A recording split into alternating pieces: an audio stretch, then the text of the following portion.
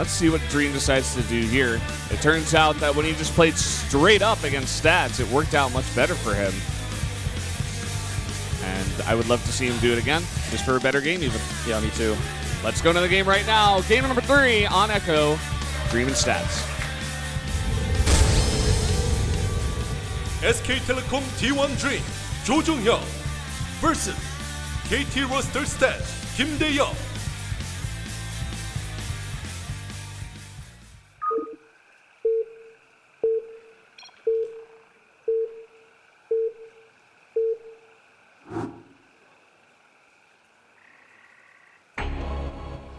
Up here in the top left, in the red, a return player from SK Telecom. He is Dream.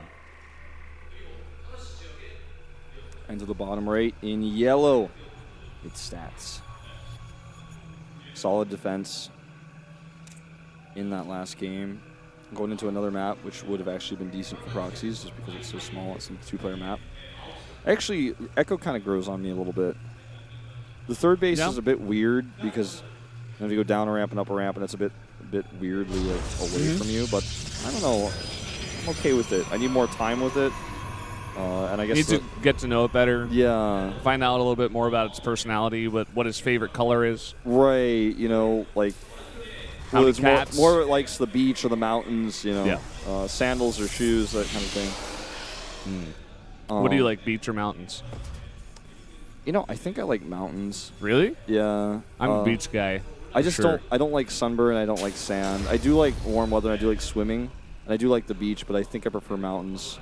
My family also lives in the mountains now, so I do enjoy that. I don't know. I like both, but what about you? You're beach, right? You said? Yeah, I'm definitely a beach guy. I like the sun. I like sand, as you dislike sand. Why do you like sand? Why does anyone like sand? It feels good when you walk on it. Like, it's, I mean, I feel you, I guess. Like, asking the important questions here, KeSPA Cup. Why do you like sand? I like sand slightly more after I watched Hayden Christensen playing Anakin Skywalker say, I hate sand. It gets everywhere. It's on everything. Then I liked sand slightly more because Anakin liked it, or hated it, rather. Anyway. Looks like a very standard opening this time. Yeah. Reaper and from Stacks, just Gateway. Yeah. That's a first step. Yep, first step. We got a bit of time here before this game gets rolling. Yeah. I want to say once again, you can go ahead and follow us on Twitter. Just do a little Twitter plug while we're in the early stages of this game before anything's happening. I'm at Brendan Valdez. Wolf is at Proxy Wolf. Yes. Don't even have to slide me $1 for me to say it. Yep. Or a League of Legends ticket. Or a League of Legends ticket. I actually ripped this ticket. Kind of feel bad. That's all right. It's okay. In the name of Starcraft, right? In the name of Starcraft, you got to rip that ticket. Yeah. It dared show its face on stream. Had to be killed. So, I mean, I'm guessing we're going to see a factory follow-up on this map. Not necessarily what's going to happen, but I think it's a pretty good guess. And yeah, there it is. Reaper's going to come in here. He's want to check the pylons. And didn't get much information at all, but he's going to come back in here. He sees this pylon to the top, so he knows where he wants to check later for tech. Yeah. Like, I don't think he saw the third pylon, but he can reasonably assume it's there. He saw there's no fake Maka pylon, as we kind of call it, the natural. Yeah. And he's just checking again. I think maybe he's seen all the pylons by now. I wonder what Maka's up to these days. I heard that he actually went back to playing like Warcraft 3 tournaments online for a while. Yeah, and then he went to the military, I believe. Before that, he was playing another game, like Heroes of New Earth or something. I think, like, I followed this guy for a bit because I was wondering if he was ever going to return for Heart of the Swarm, but I couldn't find too much information. Looks like we're going to see Hellions once again from Dream. He's like, oh, okay, that proxy didn't work. Let me just do what I did in game number 1. Yeah, I mean, the Hellion play is really cool. I like it a lot. It's something that we see every now and then mixed in, and it's not like a really good build, but it definitely can surprise your opponent, and you can transition out of it pretty well. Worst case scenario is if your opponent's doing like an all-in like a blink all in, and you come over there and do no damage and lose all your Hellions, and you have no units and you can't defend, which we do see happen every now and then, which I think is why we don't see this build too much, especially against players like Hero who always go blink. Stats is going blink here, but that doesn't necessarily mean that he's going to commit to it a lot, and let's see how much damage this gets done anyways before we worry about that. Oh, look at this position. The same thing as game 1. 2 in the front, 1 in the back. Ooh, Kappa. All right, here we go. 3 kills. 4. I mean, this is a lot of damage actually already. Yeah, it's pretty good. 5. The Reaper gets 1. Reaper got in. He scouted everything. Also got a kill. So definitely worth it. Yeah, units lost at the top. I don't even like that that's shown right now. I don't think that really matters. It's like about what is lost. Probes for mining for the future versus Hellions, which are flimsy units and aren't going to matter much. Yes, it did slow down his additional barracks that he was adding and going to the next step a little bit, but I feel like that was totally worth it, especially for the scout. It's like a scout that harasses. Yeah, exactly. It looks like he may do something similar here. Marines in the back and Hellions in the front. He wants to force that Nexus cannon. Oh, it's going to go up the ramp.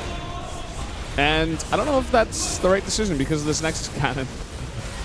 Yeah, actually going to be totally shut down. Yeah, that was a bit strange. I don't think that was intentional. I think he just kind of panicked. But see, this is the scary part, right, where this kind of gets shut down and there's blink out on the map, and you really need to be careful about the follow-up of what happens next.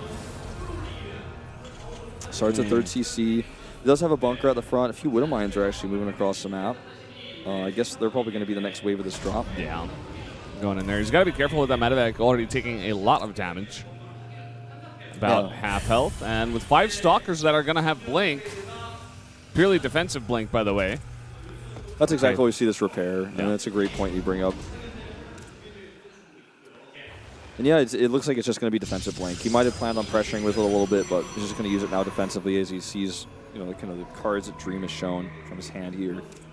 Stim is coming out a bit late, and this game ends up being pretty even. Obviously, ideally, Stats would like to sustain less probe damage. He's still at a pretty good spot. He's significantly... actually, I wouldn't even say significantly ahead in tech, but he has Colossus coming out right now, which is going to allow him to hold on and eventually grab the 3rd base. And this blink tech is going to give him maybe a kill. Oh my God! 1 or maybe 2 shots there from the Stalker would have shot that guy out of the sky. And this, ladies and gentlemen, is why we repair. Exactly right. Now Stats, having done a lot of damage to that medevac, he's actually going to try to find it, and I think he'll find it. Yeah, I think so. Look at this. Oh, if he had just blinked. Man. Looked like it was on cooldown. Just going to get away. And now Dream is like, well, I can't take that 3rd base now. Oh, he got it! Oh my God. What? Whoa! That's crazy because... There's an observer. Okay, I was going to say, like, he must have fired right before it got out of vision. Okay, that's insane. I would scan the observer at this moment. I'd be pissed. Okay, he's just going to blink back the weakened Stalkers here and try to kill his bunker, kill some SCVs, do anything. That was cool. Small little bit of damage to add before Stim is done. This is what you were saying you love a lot. I love this too. Just these target downs of these 1 Marines, these isolated units. Especially when you get enough Stalkers to one-shot Marines. It's like so good. Or even like 2-shot a Marauder is pretty good, and forcing stims, never a bad thing. Oh yeah. Especially if your opponent overreacts and like accidentally skims that whole group of units. You only want to stim the ones in the front if you can help it. Looks like Dream wants to put on the aggression here. Sniped. Gets him. Forces that little mini stim. Might actually get a Stalker here, though. Yeah. Stalker for Marauder is fairly even trade, I guess. Still better for the Terran, I think. Well, blinks forward even. He's got the Colossus and a Sentry to support this time with a few Zealots. He's making that switch to Templar again. It looks like Stats is really favoring his Storm Tech early on in this matchup. He's just giving a little sprinkle of Colossi. He makes 3 and then he stops. Or it looks like he's actually making a 4th one as I say it. And, it's pretty good. 3 Colossi do a lot of damage together, and you don't really have to commit heavily to it. You can force the Terran to make a big tech switch or not and take advantage of the fact that he has too many Vikings. Dream is ready to fight. He's making a little split. Oh, when Terran players like split like that, it reminds me of just like if you get close to like a crab, like stick their claw up trying to scare you away. Like, do they actually do that? Yeah. I love watching Terran players like get ready for a fight, even if it doesn't happen. It's just like so cool to see how much multitasking it takes to watch Dream do that. It's like a, you know, you're poised and you're like, oh, you're gonna fight me right now? Yeah. Look at this concave. You don't want to do that. Obviously, that's not what he's not actually trying to scare Stats. He's trying to get into a good position, but this reminds me of that. It has multiple effects, I guess you can say. Sure. And you know, you were talking about this map, that third base. It's actually really helping out Stats with just one sentry over there. He's going to be able to block that if Dream ever wants to go in. And he's got a great little concave of his own. Some units up there at the natural, some at the third base. They can convene there in the middle. Do a lot of damage. He goes up to 4 Colossi. Looks like we're going to have that standard Dream Mega Drop. Yep. Well, he thought about it. Second thoughts there as he sees that army. High Templar ready for feedbacks, and soon Storm, as Storm is finishing now. 5 seconds left on that for those 2 High Templar. And in total, let me check how many High Templar he has. He has just those 2. So, okay. Only a few Storms, but that's something that can change very quickly. Oh my god. He's going to... I don't think this is going to work. He has only 8 Vikings, first of all. Storm is out. I don't know if he realizes Storm is out. I don't know. No, it's been pretty hidden for now, I think. Yeah, I don't think he would do this if he knew, because this could be disastrous. Look at that position on the Stalkers. He's like, get back. Yeah. More posturing. Yeah. Oh, man. Dream is going to come from 2 sides, though. That is a huge concave. Storm's on the Vikings, even. And the Zealots charging forward. The unit's actually on the left side getting a great position on the Colossi. And that Nexus Cannon was so late, the Mothership Core was not involved in this until the very last second. And this ends up being like a pretty good fight for Dream at the end of the day. This Nexus Cannon is trying to help out here, but Vikings land. These Templar with not enough energy. One Archon comes in. He will hold, I think, but he killed the Nexus. That's all that really matters here. Yeah, he's done a lot of damage. Great trades. He's taken out all those high-tech units of the Protoss besides that Archon.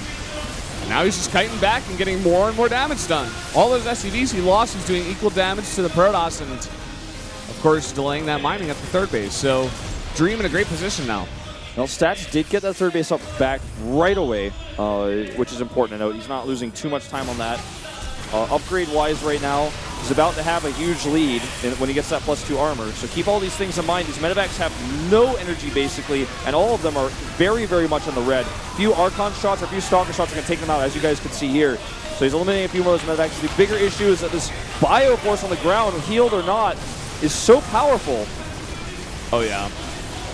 Puts those Vikings back in the air. He's going to take out the Colossi that Stats are trying to switch into. And that third base for Stats is almost back up. He's making Widow Mines out of this factory right here. One of them is done. Because why not, you know? Yeah, basically. +2 armor does finish. It's definitely going to help out, but the damage is done, as we've been saying. And this is why Dream needs to turn around, and that's exactly why he does it, because, had he... Ooh, that was a ton of damage to those Zealots. Had he decided to, continue washing in, like the tide on this base, as the +2 armor finishes, a few storms to get ready on these Templar, he's eventually going to throw his advantage away. Gathering his forces together, look at his, well, you guys can't see the production tab, but it's massive for Dream. Stats can't afford anything, basically. He's like barely producing probes. You just take that economy advantage he has right now, drop, pressure, bring all of your army together, get your forces together, and then do a big attack. That's, I think, the way to finish this game. Ooh, and a big drop. Stats really out of position for this one, and he was threatening at the front at the same time. And now getting a lot of damage done to this Nexus. He may even decide to commit to it. I don't think he's going to be able to get it, though. Oh, look at this. Another gigantic drop into the natural. Dream wants Stats out of this game. Yeah, and I mean, he's just kind of pulling them apart here at this point. One medevac goes down. Small victory for Stats here. I'm trying to think of what Stats needs to do to catch up, but all that comes to mind is Dream. Storms. All that comes to mind is Dream making mistakes, and I just don't see that happening. Switches into Ghost. He's going to continue putting on pressure. It looks like he wants to drop for that third base. Just 8 Marauders, go ahead, stim in. Even sacrifice them if you have to, and it'll be totally worth it. Get that easy. Yeah. Pushing the Army back first, and then he backs off, moves into position, takes out the third base. Incredible Army play here out of Dream. Exactly what you were saying. Even snipes the Archon. Look at that. The pick up and get out with most of those units. Losing only 2 Marauders, it looks like. Great play out of Dream today. I was favoring stats, but I don't know, man. Remember when I said earlier, I was like, it's almost likely that we will see more upsets. Yeah, you called it, man. Look at the production tab now. This is what I'm talking about. Dream has so much more money, he can afford to do everything. Whereas Stats is like, I can make a few more probes, I guess, for the Nexus that I'm long-distance mining from. I don't even think making probes is good right now, but nothing is a good choice for Stats at this point. He makes more probes, he can't make army units to survive. If he doesn't make more probes, then, I mean, he's not really thinking about long-term. This is the Pylon Snipe squad. Gonna take out 3 and get out. By the time he has enough probes to saturate 3 bases, I mean, he already almost does, or he has about around that. Actually, what I should say is by the time his Nexus finishes, he's going to have too many probes to saturate his bases because main's going mined out. He doesn't need more probes, actually. He needs more units so he can actually survive and hang in there and start getting +3 armor and start, getting a large enough storm count to where he can actually deal with this army. And I think that is why he does stop probe production here. And again, comes back to the ghosts you were talking about. By the time he's, I just keep saying, by the time he's behind in that. Like, by the time he has these high tempo already, which he's got like, what, 10 high tempo on the map right now? He's already going to be dealing with ghosts, snipe, EFP. And look at the Viking count rising as well. He's going to have answers for everything. Oh no, he's going to get sniped. Yeah. 2 storms, not enough. Morrison into an Archon, though, and saves it. That was pretty cool. Did not expect that. Didn't realize those units were so close by. Yeah. I also love what Dream is doing, by the way. He, like you said before, he does his damage and he gets out. He doesn't want to throw his army away. He just expands, gets a better composition, gets 2-2, and his next attack is going to be gigantic. Yeah, Stats is really up a creek without a paddle right now. I mean, the game is not over. It's still winnable for Stats, but it's going to require overcommitments by Dream and, like you said, godlike storms. And with all these ghosts on the map, 10 ghosts on the map already, he was able to make those so quickly. I just don't see that miracle happening. Look at this timing. 2-2 is going to finish, and he's going to attack. I don't know about that High Templar. He finally gets the storm off. Look at this control. Look at the splits. He's that ahead. It's not even like his control is impressive. It's just like he has so much room to do this. That's how far ahead he is. That's how big his army is. The EMPs erase the Archons from the map, and that is going to be it. Dream is going to take a lead here in this best of 5. Landslide victory here in game number 3. GG. There's a reason why Dream wanted to play against Protoss, I should say. And that's it. This play against Protoss is pretty insane. Definitely better than this TVT. Yeah. And even against Stats, you were saying, maybe best. I was saying definitely top 5. He's able to just make them look silly, man. Dream is playing so well. The only game he lost is because he did a proxy that failed. That doesn't even really count. It's like, oh, okay, great hold by Stats, but doesn't really show the skill and the play in the long term for Dream. Well, I feel like Dream is just playing godlike. I mean, the decision making we're seeing, the control, the pressure. It's like, in a way, it's just what Dream is good at. He's good at dropping. He's good at harassing. His multitasking is insane. It's almost like what I wanted to see from Fantasy earlier. I guess is what I almost want to say. Like, Fantasy played really well today, but the funny part about some of Fantasy's play was he killed Zest because Zest was expecting multi-prong attacks that never came, whereas Dream is like doing everything perfectly with multi.